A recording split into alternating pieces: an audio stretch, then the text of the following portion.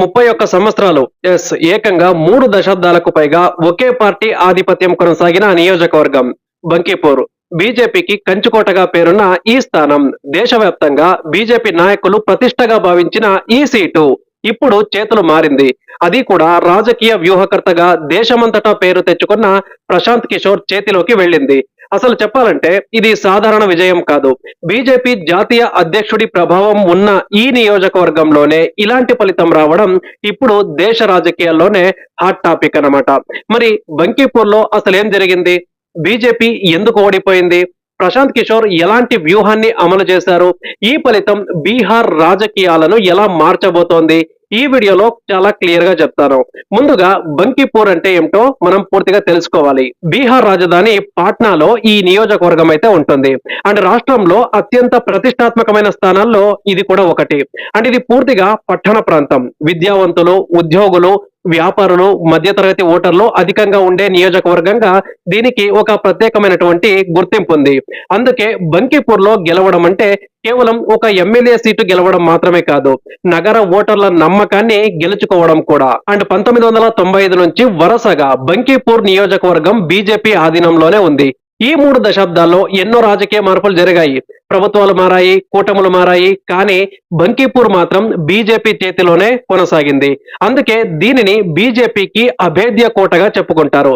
అలాగే ఇటీవలి సంవత్సరాల్లో ఈ నియోజకవర్గాన్ని బీజేపీ సీనియర్ నేత నితిన్ నబీన్ ప్రాతినిధ్యం వహించారు. కానీ ఆయన తర్వాత రాజ్యసభకు వెళ్లి ఆ తర్వాత బీజేపీ జాతీయ అధ్యక్షుడిగా బాధ్యతలు తీసుకోవడంతో ఈ స్థానం ఖాళీ అయింది. సో దాంతో ఉప ఎన్నిక నిర్వహించారు. ఇక్కడే ప్రశాంత్ కిషోర్ అందరినీ కూడా ఆశ్చర్యపరిచే ఒక నిర్ణయం తీసుకున్నారు. సాధారణంగా రాజకీయాల్లో కొత్తగా ఎన్నికల్లో పోటీ చేసే నాయకులు సులభమైన నియోజకవర్గాన్ని ఎంచుకుంటారు. కానీ ప్రశాంత్ కిషోర్ మాత్రం అందుకు పూర్తి విరుద్ధంగా వ్యవహరించారు. నేను సేఫ్ సీట్ కోసం వెతకడం లేదు, కులం మతం దాటి ప్రజలు ఓటు వేయాలనే సందేశం ఇవ్వాలనుకుంటున్నాను, అందుకే బీజేపీ కంచుకోటలోనే పోటీ చేస్తున్నాను అని ఆయన ఎన్నికల ముందే ప్రకటించారు. ఈ ప్రకటనతోనే బంకీపూర్ ఉప ఎన్నిక దేశవ్యాప్తంగా చర్చనీయాంశమైంది. ఎందుకంటే ఇది కేవలం బీజేపీ వర్సెస్ జనసురాజ్ పోటీ కాదు, ఇది ఒక రాజకీయ వ్యూహకర్త తాను రూపొందించిన రాజకీయ పార్టీకి ప్రజల్లో నిజంగా బలం ఉందా లేదా అనే పరీక్ష కూడా. అండ్ 2025 బీహార్ అసెంబ్లీ ఎన్నికల్లో జనసురాజ్ ఆశించిన ఫలితాలైతే సాధించలేదు, ఒక్క సీటు కూడా గెలవలేదు. అందుకే చాలా మంది ప్రశాంత్ కిషోర్ రాజకీయంగా ఫెయిల్ అయ్యాడా అనే ప్రశ్నలు కూడా రైజ్ చేశారు. అలాంటి పరిస్థితుల్లో బంకీపూర్ ఉప ఎన్నిక ఆయన రాజకీయ భవిష్యత్తుకు అత్యంత కీలకంగా మారింది. కానీ రిజల్ట్స్ వచ్చిన తర్వాత పరిస్థితి పూర్తిగా మారిపోయిందన్నమాట. ప్రశాంత్ కిషోర్ సుమారు 19,000కు పైగా ఓట్ల మెజారిటీతో బీజేపీ అభ్యర్థిపై విజయం సాధించారు. ఇది ఆయన తొలి ఎన్నికల విజయం మాత్రమే కాదు, 1995 నుంచి కొనసాగుతున్న బీజేపీ ఆధిపత్యానికి కూడా ముగింపు పలికిన ఫలితంగా నిలిచింది.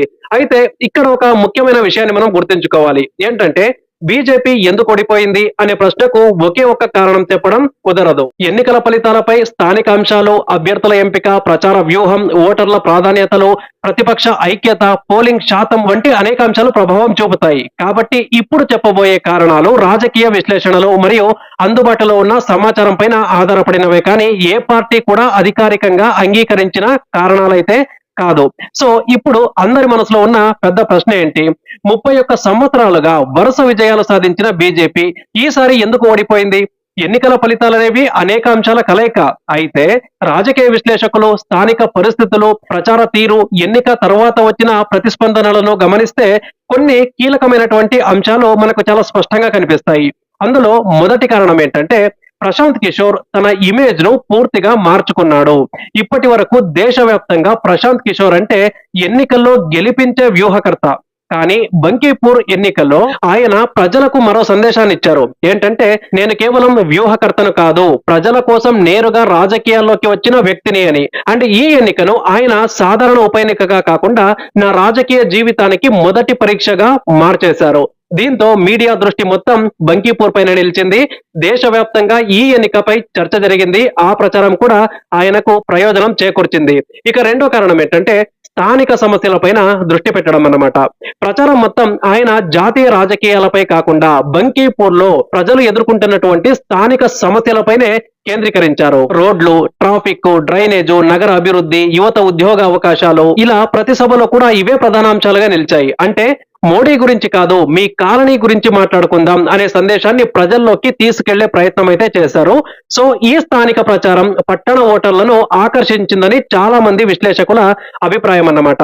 అండ్ ఇక మూడో కారణం ఏంటంటే ఇంటింటి ప్రచారం. ప్రశాంత్ కిషోర్ బృందం పెద్ద పెద్ద ర్యాలీల కంటే డోర్ టు డోర్ క్యాంపెయిన్ కు ఎక్కువగా ప్రాధాన్యం ఇచ్చింది. ప్రతి వార్డు, ప్రతి బూత్, ప్రతి అపార్ట్మెంట్, ప్రతి వ్యాపార ప్రాంతంలో చిన్న చిన్న సమావేశాలు నిర్వహించింది. కొన్ని మీడియా నివేదికల ప్రకారం జనసురాజ్ తరపున వందలాది ప్రొఫెషనల్ వాలంటీర్లు బూత్ స్థాయి బృందాలుగా పనిచేశాయి. ఇది సంప్రదాయ ఎన్నికల ప్రచారానికి భిన్నమైనటువంటి మోడల్ గా కనిపించింది. అండ్ నాలుగో కారణం ఏంటంటే కుల రాజకీయాలకు ప్రత్యామ్నాయం అనే నినాదం అన్నమాట. బీహార్ రాజకీయాలంటే చాలా మందికి ముందుగా గుర్తుకొచ్చేది కుల సమీకరణాలు. కానీ ప్రశాంత్ కిషోర్ ప్రచారంలో పదే పదే ఒక మాట చెప్పారు. ఏంటంటే కులం కాదు, పని చూసి ఓటేయండి అని. సో ఈ సందేశం ముఖ్యంగా చదువుకున్న పట్టణ ఓటర్లలో బాగా నచ్చింది. అయితే ఓటర్లు ఈ ఒక్క కారణంగా ఇదే చూసి ఓటేశారని చెప్పడానికి ఆధారాలు లేవు. కానీ ఆయన ప్రచారంలో ఇది ప్రధాన నినాదంగా అయితే ఖచ్చితంగా నిలిచింది. అయితే బీజేపీ ఎక్కడ వెనుకబడింది? దీనిపై కూడా బీజేపీ ఎన్నికల ఫలితాల్ని అంగీకరిస్తూ మేము ఫలితాన్ని వినయంగా స్వీకరిస్తున్నాం, పూర్తి సమీక్ష చేస్తాం అని అధికారికంగా ప్రకటించింది. అంటే పార్టీ కూడా ఈ ఓటమిని సీరియస్ గా తీసుకుంటోందని అర్థమవుతుంది. అండ్ రాజకీయ విశ్లేషకుల అభిప్రాయం ప్రకారం 31 సంవత్సరాలుగా గెలుస్తున్న నియోజకవర్గంలో ఈ సీటు మళ్లీ మనదే అనే సహజమైన నమ్మకం కూడా కొంత ప్రభావం చూపి ఉండొచ్చని చెప్తున్నారు. అయితే దీనికి బీజేపీ అధికారికంగా అంగీకరించలేదు. సో ఇది జస్ట్ విశ్లేషణ మాత్రమే. అలాగే మరో కీలకమైన అంశం ఏంటంటే ఇది సాధారణ ఉప ఎన్నిక కూడా కాదు. ప్రశాంత్ కిషోర్ కు ఇది రాజకీయంగా బ్రతుకుతానా లేదా అనే స్థాయి పోటీ అన్నమాట. అందుకే ఆయన సమయం, సిబ్బంది, ప్రచారం అత్యంత చాకచక్యంగా మేనేజ్ చేశారు. ఒక విధంగా చెప్పాలంటే దేశంలో ఎన్నో పార్టీలను గెలిపించిన వ్యూహకర్త ఈసారి తన కోసం అదే వ్యూహాలను అమలు చేశారు. దాని ఫలితమే ఇప్పుడు అందరూ చూస్తున్న ఈ విక్టరీ. కానీ ఇప్పుడు అత్యంత ముఖ్యమైన ప్రశ్న ఏంటంటే బంకీపూర్ లో ఓడిపోవడంతో బీజేపీ అసలు ఏం కోల్పోయింది? చాలా మంది అనుకుంటారు ఒక ఎమ్మెల్యే సీటే కదా అని. కానీ రాజకీయాల్లో ప్రతి ఎన్నిక కేవలం సీట్ల లెక్క కాదు, కొన్ని ఫలితాలు మానసిక ఆధిక్యాన్ని కూడా మార్చేస్తాయన్నమాట. బంకీపూర్ ఫలితం కూడా అలాంటిదే. ఎందుకంటే 1995 నుంచి వరుసగా గెలుస్తున్నటువంటి నియోజకవర్గంలో తొలిసారి బీజేపీ ఓడిపోయింది. ఈ సీటు బీజేపీ జాతీయ అధ్యక్షుడు నితిన్ నబీన్ కు రాజకీయంగా అత్యంత కీలకమైనటువంటి స్థావరంగా ఉండింది. సో అలాంటి నియోజకవర్గంలో ఓటమి అనేది సహజంగానే దేశవ్యాప్తంగా చర్చకైతే వచ్చింది. సో దీనివల్ల ఇక బీజేపీకి మొదటి నష్టం ఏంటంటే అభేద్య కోట అనే ఇమేజ్ కు దెబ్బ పడినట్టే. రాజకీయాల్లో గెలుపు ఎంత ముఖ్యమో గెలవడం ఖాయం అనే భావన కూడా అంతే ముఖ్యంగా ఉంటుంది. బంకీపూర్ విషయంలో అదే మారింది. ఇప్పుడు ప్రతిపక్షాలు ఒక కొత్త వాదనను ముందుకు తెచ్చే అవకాశం అయితే ఉంటుంది. ఏంటంటే బీజేపీని వారి బలమైన కోటలోనే ఓడించవచ్చు అని. ఇది భవిష్యత్ ఎన్నికల్లో ప్రత్యర్థి పార్టీల ఆత్మవిశ్వాసాన్ని పెంచే అంశంగా అయితే మారవచ్చు. అయితే ఇది రాజకీయ విశ్లేషణ మాత్రమే కదా. ఎన్నికల ఫలితాలు ప్రతి నియోజకవర్గంలో కూడా వేరువేరుగా ఉంటాయి. అండ్ ఇక రెండో నష్టం బీహార్ రాజకీయాల్లో ఒక కొత్త ప్రత్యామ్నాయం బలపడిందన్నమాట. ఇప్పటి వరకు బీహార్ రాజకీయాల్లో ప్రధాన పోటీ ఎన్డీఏ ఒకవైపు అండ్ ఆర్జేడీ కూటమి మరోవైపు అనే అభిప్రాయం అయితే ఉండేది. కానీ ఇప్పుడు జన్ సురాజ్ పార్టీ కూడా ఒక ప్రత్యామ్నాయ శక్తిగా ముందుకొచ్చింది. ప్రశాంత్ కిషోర్ కు ఇది కేవలం ఎమ్మెల్యే పదవి మాత్రమే కాదు, మా పార్టీకి ప్రజల్లో ఆదరణ ఉంది అని చెప్పడానికి ఒక బలమైనటువంటి రాజకీయ ఆధారం కూడా. అండ్ ఇక మూడో అంశం ప్రశాంత్ కిషోర్ తదుపరి అడుగు ఏంటి అంటే ప్రశాంత్ కిషోర్ ఎన్నికల తర్వాత చేసిన వ్యాఖ్యల్లో ఈ విజయం ఒక్క సీటు కోసం కాదని, బీహార్ రాజకీయాల్లో ఒక కొత్త రాజకీయ సంస్కృతి కోసం ప్రజలు ఇచ్చినటువంటి మద్దతుగా తాను చూస్తున్నట్లు చెప్పారు. సో అందువల్ల రాజకీయ పరిశీలకుల అభిప్రాయం ప్రకారం ఆయన ఇప్పుడు 3 అంశాలపైన దృష్టి పెట్టే అవకాశం ఉంటుంది. ఏంటంటే మొదటిది జన్ సురాజ్ పార్టీని గ్రామ స్థాయి వరకు మరింత బలోపేతం చేయడం అన్నమాట. అండ్ రెండోది ఈ విజయాన్ని ఒక ఉదాహరణగా చూపిస్తూ రాష్ట్ర వ్యాప్తంగా సభ్యత్వము, సంస్థాగత విస్తరణ పెంచడం. అండ్ మూడవది రాబోయే బీహార్ ఎన్నికల్లో మరిన్ని పట్టణ నియోజకవర్గాల్లో బలమైన పోటీ ఇవ్వడం అన్నమాట.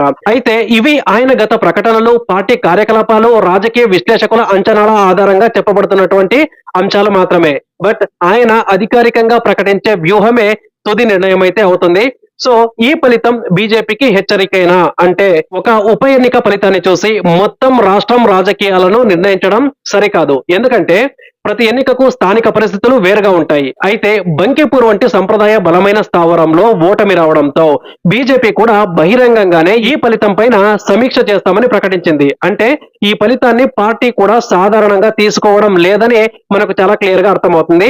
అయితే చివరికి ఒక ప్రశ్న ఏంటంటే, బంకిపూర్ ఫలితం కేవలం ఒక ఉప ఎన్నిక ఫలితమేనా, లేక బీహార్ రాజకీయాల్లో కొత్త అధ్యయనానికి నాంది పలికిందా అనేది. కానీ ఈ రోజు ప్రశాంత్ కిషోర్ ఒక బీజేపీ కంచుకోటను గెలిచారు. రేపు ఆ విజయాన్ని రాష్ట్ర వ్యాప్తంగా విస్తరించగలరా, లేక బీజేపీ మరింత బలంగా పుంజుకుని ఈ ఎదురు దెబ్బకు సమాధానం ఇస్తుందా? దానికి సమాధానం చెప్పేది రాబోయే ఎన్నికలే. కానీ ఒక విషయం మాత్రం స్పష్టంగా కనిపిస్తోంది. బంకిపూర్ ఉప ఎన్నిక ఫలితం బీహార్ రాజకీయాల్లో చర్చనైతే మార్చేసింది. అందుకే ఈ విజయం కేవలం ఒక ఎమ్మెల్యే గెలుపు కాదు, ఒక రాజకీయ సందేశం కూడా. అభేద్య కోట అని భావించే నియోజకవర్గాలు కూడా ప్రజాస్వామ్యంలో శాశ్వతం కాదు, ప్రజల తీర్పే చివరి మాట అని. Thank you.